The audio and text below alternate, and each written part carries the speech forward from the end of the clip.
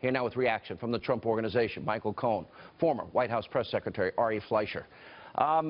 Ari, I really tried to get President Bush to go after Barack Obama. I tried hard. He wouldn't do it.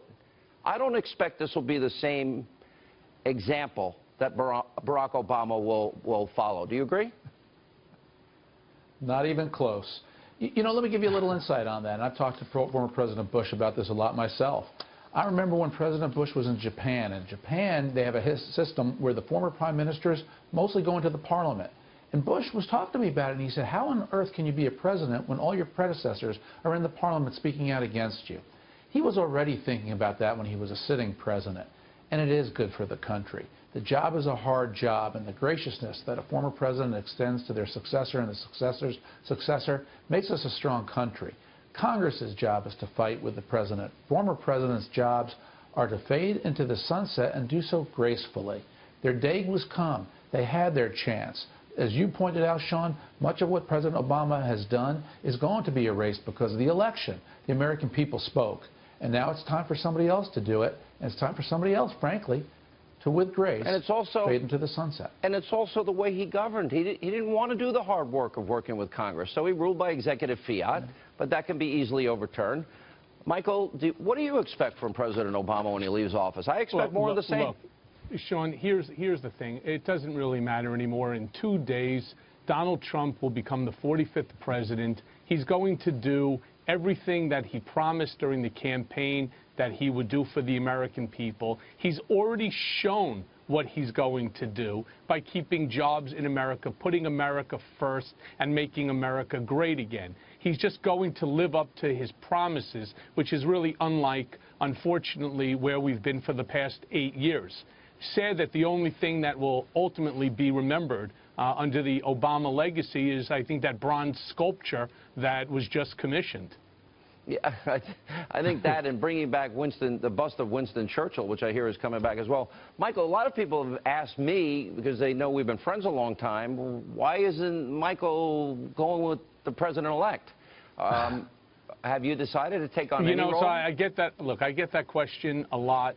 I'm obviously very loyal and very dedicated to Mr. Trump. I think he's going to be not just a good president. I think he's going to be a great president. He's going to be the president that ends up working with everybody, whether Republican or Democrat, including those Democrats that are choosing not to come. And the truth is, he doesn't care. As far as me, I spoke yesterday to Mr. Trump. You'll be the first one to know, Sean, you and, of course, all your viewers. I'm going to be the personal attorney to Mr. Trump. I'm not going to be in government, but I'm going to remain technically in the same role for Mr. Trump, for President Trump, as I was when he was president of the Trump Organization. So can I assume that in that role, not being a government role, that you'd have attorney-client privilege with President Trump? Yes, of course. And that relationship hopefully will last, for not 4 years, but 8 years. I think he's a wonderful man. I think he's going to be an amazing president. The family is just, fantastic. They're behind him 100%. He's going to have Jared and Ivanka there, to speak to him on, that's right, on a day-to-day basis. But I will be in D.C. and in New York, anywhere Mr. Trump deems necessary. I'll be there.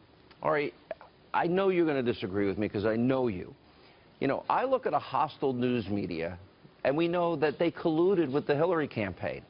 And I know there's been talk of maybe moving them out of the White House press office inside, that's prime real estate there, and moving them to another location, or including talk radio hosts or bloggers or, other news sources.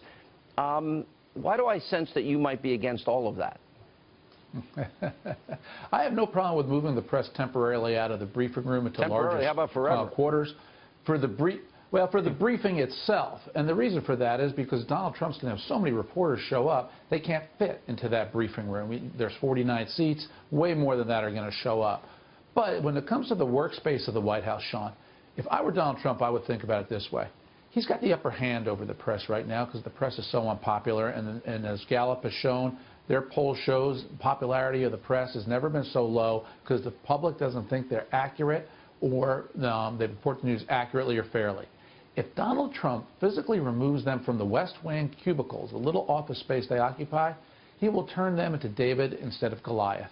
He will flip the leverage that he has over the press corps right now. He will create a backlash where the public, frankly, that is against the press will switch and be in favor of the press. Thank you both.